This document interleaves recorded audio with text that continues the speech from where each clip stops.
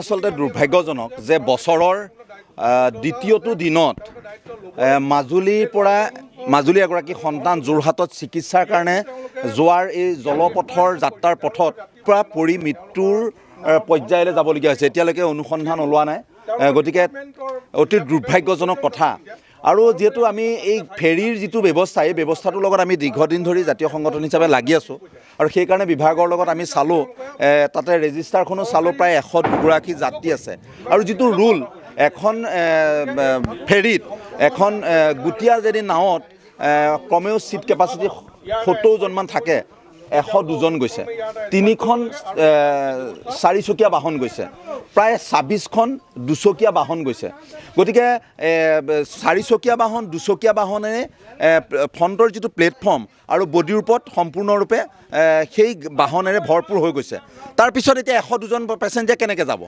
Seat capacity আছে 70জন।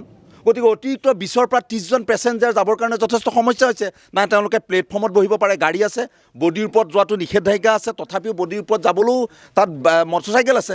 কিবা প্ৰকাৰে সেই ব্যক্তিজন বডিৰ ওপৰত গুচি গৈ তেওঁ সম্ভৱতঃ এটা কোনো কথাখিনি ক'ব পৰা নাই, সম্ভৱতঃ আৰু কোনোৱে ক'ব বিচাৰিছে নাৱৰ পৰা জঁপিয়াই দিছে। এইটো এটা কেতিয়াও নাৱৰ পৰা জঁপিয়াই দিয়া কথাটো কেতিয়াও যুক্তিসংগত নহয়। তেওঁলোকে দায় সাৰিবৰ কাৰণে কৈছে। এই কথাটোক আমি কিন্তু বহুত দুখ পাইছোঁ। যোন পক্ষই নহওক যে নাৱৰ পৰা জঁপিয়াই দিয়া বুলি কথাটো কৈ তেওঁলোকে দুখ সামৰিবলৈ যোৱা কথাটো কিন্তু কেতিয়াও মান্তি নহয়। এইকাৰণে নহয় যে ভিডিঅ' কেইটামান দেখিছোঁ যে ল'ৰাজনে চেষ্টা কৰিছে, যে তেওঁ যেতিয়া নাৱত পৰি গ'ল, নদীত তেওঁ সাঁতুৰিব চেষ্টা কৰিছে, তেওঁ জীৱনটো বচাবৰ কাৰণে চেষ্টা কৰিছে। গতিকে কোনোবা এজন মানুহে যদি জঁপিয়াই দিয়ে বা তেওঁ অটেম্পটো ছুইচাইড বুলি কয়, তেওঁ কেতিয়াও তেনেধৰণৰ প্ৰয়াস নকৰে। গতিকে এই গোটেই কথাটো মিছা কথা। আচলতে সেই যাত্ৰীগৰাকী আচলতে নাওখনত, সেই যাত্ৰীগৰাকী বুলি নহয়, আন যাত্ৰীসকলেও নাওখনত উঠিবৰ কাৰণে তেওঁলোকৰ পৰ্যাপ্ত পৰিমাণৰ আসন নাই, পৰ্যাপ্ত পৰিমাণৰ ঠাই নাই, যাৰ কাৰণে তেওঁ কিবা প্ৰকাৰে নাওখনৰ পৰা পিছলি পৰি গুচি গ'ল। এতিয়া মূল কথাটো হৈ গ'ল যে ইমানকৈ আমি কৈ আছোঁ যে আমি আভ্যন্তৰীণ জলপথ বিভাগৰ এই যিখিনি সংস্কাৰৰ কথা আমি বহুবাৰে কৈ আছোঁ। ইয়াত বহু ধৰণে চৰকাৰে বহু সহায় কৰিছে। আজি এখন মেৰাইন ইঞ্জিন দিছে। আগৰ আৰু তাতোতকৈ ডাঙৰ কথা, আমাৰ ব্যক্তিগত ফেৰীসমূহত চৰকাৰে বহুত সুবিধা দিছে। আগতে 720 টকা BLC দিবলগীয়া হয়, যে এই পাৰৰ পৰা যদি নাওখন সিপাৰলৈ যাবলগীয়া হয় ডিপাৰ্টমেণ্টক 720 টকা পইচা BLC দিব লাগে, ৰাজহ দিবলগীয়া হয়। এতিয়া গভৰ্ণমেণ্টে এইটো ফ্ৰী কৰি দিছে। ব্যক্তিগত নাৱৰ কোনো ধৰণৰ BLC দিব নালাগে। তাৰ উপৰঞ্চি আগতে ভাড়া আছিলে কমেও 15 টকা আছিলে যাত্ৰী, আজি তাৰিখত বাঢ়ি গৈছে। ভাড়া বঢ়াই দিয়া হৈছে, BLC কমাই দিয়া হৈছে। গতিকে মেৰাইন ইঞ্জিন গভৰ্ণমেণ্টে দিয়া হৈছে। ইমানখিনি ফেচিলিটি দিয়া হোৱাৰ পিছত কিয় ব্যক্তিগত নাৱত ইমানখিনি মানুহ গৈছে? অকল ব্যক্তিগত নাও বুলি নহয়, চৰকাৰী নাৱত। এতিয়া এই গোটেই কথাখিনি যদি আমি চাওঁ, বিহুৰ আগত মাজুলীৰ বহু মানুহ ব্যৱসায় সূত্ৰে বা চাকৰি সূত্ৰে বাহিৰত থাকে, বিহুৰ সময়ত আহিছে।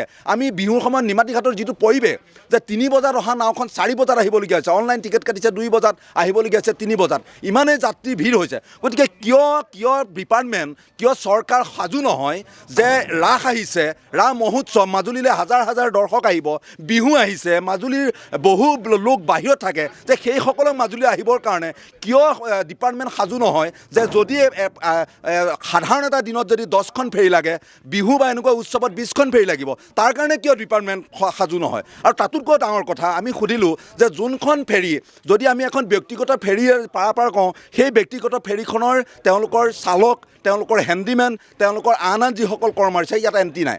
যে এখন ব্যক্তিগত ফেৰীত এজন চালক বা এজন ড্ৰাইভাৰ বা এজন মেচিন গুৰিঅলা, তেওঁ তাৎক্ষণিকভাৱে তেওঁ অসুখ হ'ব পাৰে, তেওঁ মাথাটোকে ঘূৰাব পাৰে, তেওঁ অল্টাৰনেটিভ কোন আছে? গতিকে এনেধৰণৰ বহু বিমেজালি হৈ আছে। গতিকে এই কথাবোৰ আমি বাৰম্বাৰ গভৰ্ণমেণ্টক কৈ থাকোঁ, ডিপাৰ্টমেণ্টক কৈ থাকোঁ, সমালোচনা কৰোঁ। আৰু আজি আপোনালোকে চাব যে ৰাতিপুৱা 10 বজাত মাজুলীৰ এগৰাকী সন্তান, তেওঁ উন্নত চিকিৎসাৰ কাৰণে যোৰহাটলৈ গৈ ইতিমধ্যে সন্ধানী হৈ আছে। জিলা প্ৰশাসনৰ কোনো ধৰণৰ ইয়াতে তেওঁলোকৰ তৎপৰতাটো দেখা নাই। আমি জাতীয় সংগঠন হিচাপে ৰাইজৰ লগত আহি বা বিভাগৰ লগত বা সাধাৰণ যাত্ৰীসকলৰ লগতো আমি মতামত কৰিছোঁ যে কি হৈছে ঘটনাটো, ইয়াৰ সুদুত্তৰ কোনে দিব? আৰু প্ৰকৃতৰ্থত সেই যোনজন ল'ৰাজনৰ প্ৰকৃত ইয়াতে নাম এণ্ট্ৰি হৈছিলে নাই, S শৰ্মা বুলি এটা ল'ৰা এণ্ট্ৰি হৈছে। গতিকে S শৰ্মা বহুত থাকিব পাৰে। S শৰ্মা কি? S Sharma, M Sharma. গতিকে যিটো ডিচিপ্লিন থাকিব লাগে, যে ফোন নাম্বাৰ নাই, তেওঁলোকৰ এড্ৰেছ নাই। গতিকে সেই ল'ৰাজন কোন ল'ৰা, ক'ৰ ল'ৰা এতিয়ালৈকে আমি তাৰিখত সঠিকভাৱে ক'ব পৰা নাই। এই গোটেই কথাখিনি আচলতে জিলা প্ৰশাসনে এটা তাৎক্ষণিকভাৱে তদন্ত কৰিব লাগে। SDRF NDRF নামিছে যে এতিয়ালৈকে সুদুত্তৰ হোৱা নাই। গতিকে এই কথা বতৰাবোৰ আমি কিমান দিন মাজুলী ৰাইজে দুখ দুৰ্দশা সহ্য কৰিম। বাৰম্বাৰ এই কথাখিনি চৰকাৰক কোৱাইছে, অভিশপ্ত নাও দুৰ্ঘটনা, এই কথাখিনি আজি পুনৰাবৃত্তি কৰিব বিচৰা নাই।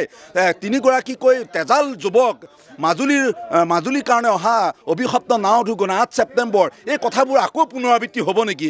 এই কথাবোৰক লৈ আমি সদায় কিমান দুখ যান্ত্ৰণা ভুগিম। চৰকাৰে কিয় গুৰুত্ব দিয়া নাই, জিলা প্ৰশাসনে কিয় গুৰুত্ব দিয়া নাই? তাতোতকৈ ডাঙৰ কথা, আজি তাৰিখত নিমাতী কমলাবাৰী ফেৰীঘাট, মাজুলী জিলা প্ৰশাসন, যোৰহাট জিলা প্ৰশাসন, আভ্যন্তৰীণ জল পৰিবহণ বিভাগ, এই তিনিটা বিভাগৰ জৰিয়তে এই ঘাটটো পৰিচালিত হৈ আছে। কিয় জিলা প্ৰশাসনৰ আজি মানুহ নাই? কেৱল আমি দেখিছোঁ আভ্যন্তৰীণ জল পৰিবহণ বিভাগৰ কৰ্মচাৰীসকল দেখিছোঁ। যদি তিনিটা বিভাগৰ যৌথ প্ৰচেষ্টাৰে এই ঘাটটো পৰিচালিত হৈ আছে, কিয় জিলা প্ৰশাসনৰ আজি এইখন ব্যক্তি নাই? গতিকে এনেধৰণৰ দায় সাৰিলে নহ'ব। গতিকে কথাবোৰ আমি অধিক ৰহস্য ঘনীভূত হৈ আছে। গতিকে এই ক্ষেত্ৰত জিলা প্ৰশাসনৰ ক'ৰবাত নহয় ক'ৰবাত দুৰ্বলতা আছে, বিভাগৰ ক'ৰবাত নহয় ক'ৰবাত দুৰ্বলতা আছে, আমাৰ যাত্ৰীসকলৰ ভুল আছে। এই ক্ষেত্ৰত মই নকওঁ যে অকল বিভাগৰ জেগাত জগৰি আছে। কিছুমান যাত্ৰী আমি দেখোঁ যে নাওখন এৰিব সময় হৈছে, 10:45 নাওখন এৰিব পৰা হৈছে, তেওঁলোক 10:45 আহি যাত্ৰীসকলে বিভাগৰ বিষয়াসকলে বাধা দিয়াৰ পিছতো জঁপিয়াই দিয়ে। এই জঁপিয়াই দিয়া কাৰণটো কিয় হৈছে তাকো আমি এনালাইচিছ কৰিব লাগিব। তেওঁ এটা নিৰ্দিষ্ট গন্তব্যস্থানত যাব লাগিব, তাৰ কাৰণে উপযুক্ত এখন নাও পৰৱৰ্তী সময়ত আছেনে নাই এই কথাখিনিও চাব লাগিব। গতিকে আমি ভাবোঁ যে এই পাৰাপাৰৰ যিটো ব্যৱস্থা, ইমান এটা পৰিৱেশ, বহু ব্যক্তিয়ে আচলতে গৰ্ভৱতী মহিলা যায়, অসুখীয়া মানুহ যায়, ছাত্ৰ ছাত্ৰী যায়। গতিকে নাৱত যোৱাৰ যিটো ফেচিলিটি থাকিব লাগে, এই 21 শতিকাৰ যুগত এই ফেচিলিটি কিন্তু নাই। গতিকে এটা অতি আওপুৰণি ব্যৱস্থাৰে, যদিও ইয়াত বাৰম্বাৰ চৰকাৰ, বিভাগ, বিভিন্ন ধৰণৰ NGO ইয়াত সহযোগিতা কৰিছে যদিও কিন্তু আমি এই যিটো পাৰাপাৰৰ যিটো ব্যৱস্থা, এই পাৰাপাৰ ব্যৱস্থাৰ যিটো আওপৰিণা যিটো সমস্যা এনেকুৱা ধৰণৰ হৈছে। গতিকে মই ভাবোঁ যে এই এটা তদন্ত হ'ব লাগে। এই ব্যক্তিজন কি কাৰণে নাৱৰ পৰা অন্তৰ্ধান হ'ল, আচলতে আমি এই মুহূৰ্তত অন্তৰ্ধান বুলি ক'ম, কি কাৰণে অন্তৰ্ধান হ'ল, কাৰ ভুলৰ কাৰণে, কোনে অতিৰিক্ত যাত্ৰী ইয়াতে বেছিকৈ নিবৰ কাৰণে সুবিধা দিলে, এই কি বিশৃংখল হৈছে, এই গোটেই কথাখিনি এটা তদন্ত কৰিব লাগে। আৰু জিলা প্ৰশাসনৰ জিলা আয়ুক্তগৰাকীক আমি এই স্থানলৈ আহি এই গোটেই বিষয়টো এটা সজমিন তদন্ত কৰিবৰ কাৰণে মাজুলী জিলা আয়ুক্ত মহোদয়ক আবেদন জনাইছোঁ।